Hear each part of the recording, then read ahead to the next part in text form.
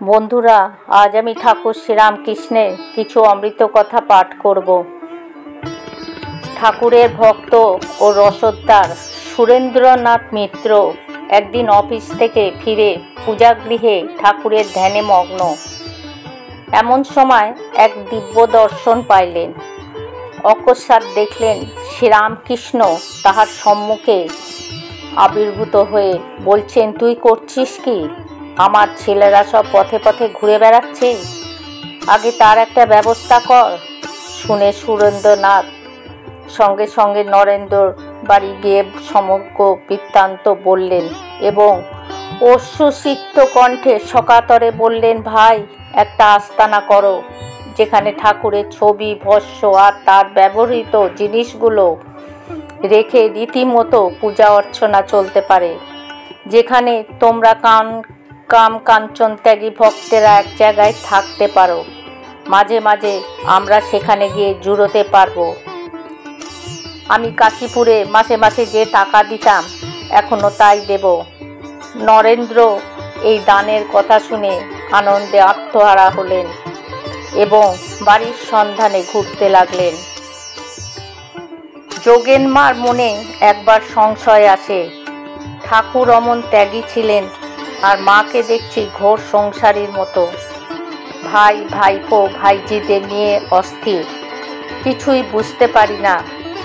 একদিন গঙ্গার ঘাটে ধ্যান করতে বসে যোগেনমা দেখলেন ঠাকুর সামনে দাঁড়িয়ে আছেন। ঠাকুর বললেন, দেখো গঙ্গায় কি ভাসছে। যোগেনমা দেখেন একটি সদ্যজাত শিশু নারী ভুঁড়ি জড়ানো গঙ্গায় ভেসে যাচ্ছে। ঠাকুর বললেন, গঙ্গা কি কখনো অপবিত্র হয়? না তাকে কিছু স্পর্শ করে? ওকে তেমনি জানবে, ওর উপর সন্দেহ এনো না। ওকে আর আমার নিজেকে দেখিয়ে বললেন, অভেদ জানবে। গঙ্গা হতে ফিরে এসে যোগেনমা মাকে প্রণাম করে বললেন, মা, আমায় ক্ষমা করো। মা বললেন, কেন যোগেন, কি হয়েছে? তখন যোগেনমা ঘটনাটি বললেন, তোমার উপর আমার অবিশ্বাস এসেছিল, তা আজ ঠাকুর আমাকে দেখিয়ে দিলেন। মা একটু হেসে বললেন, তার কি হয়েছে? অবিশ্বাস তো আসবেই, সংশয় আসবে, আবার বিশ্বাস হবে। এরকম করেই তো বিশ্বাস হয়। এরকম হতে হতে পাকা বিশ্বাস হয়। মা বলেন, যে ব্যাকুল হয়ে ডাকবে সেই তার দেখা পাবে। এই সেদিন একটা ছেলে মারা গেল, আহা, সে কত ভালো ছিল। ঠাকুর তাদের বাড়ি যেতেন। একদিন পরের গচ্ছিত 200 টাকা ট্রামে পকেট থেকে মারা যায়। বাড়ি এসে দেখে ব্যাকুল হয়ে গঙ্গার ধারে গিয়ে কাঁদছে, হায় ঠাকুর, কি করলে? তার অবস্থা তেমন ছিল না যে নিজে ওই টাকা শোধ করবে। আহা, কাঁদতে দেখে ঠাকুর তার সামনে এসে বলছেন, কাঁদছিস কেন? ওই গঙ্গার ধারে ইট চাপা আছে, দেখ। সে তাড়াতাড়ি উঠে ইটখানা তুলে দেখে সত্যই 1 টাকা নোট। শরতের কাছে এসে সব বলল।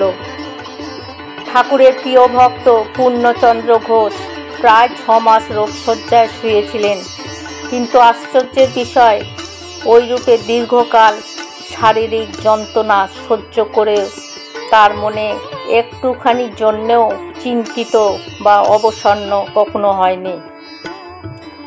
ঠাকুরের প্রতি সম্পূর্ণ নির্ভরশীল পূর্ণচন্দ্র বলতেন, শ্রীরামকৃষ্ণদেব আমার শয্যার পাশে সর্বক্ষণ বসে রয়েছেন। একদিন রাতে তিনি একা শৌচে যান, দুর্বলতাবশত মূর্ছিত হয়ে পড়েন। বাড়ির কেউ টের পায়নি। এই ঘটনার কিছু পরে কোনো অন্তরঙ্গ ভক্ত কথা প্রসঙ্গে ঠাকুরের মহাসমাধির কথা উল্লেখ করলে রুগ্ন পূর্ণচন্দ্র বলে ওঠেন, কে বলেছে ঠাকুর অদর্শন হয়েছে? ঠাকুর এখনও জ্যান্ত রয়েছেন, তাকে জলজলভাবে দেখছি। আমি প্রস্রাব করতে গিয়ে একা সংজ্ঞাহীন হয়ে পড়ি।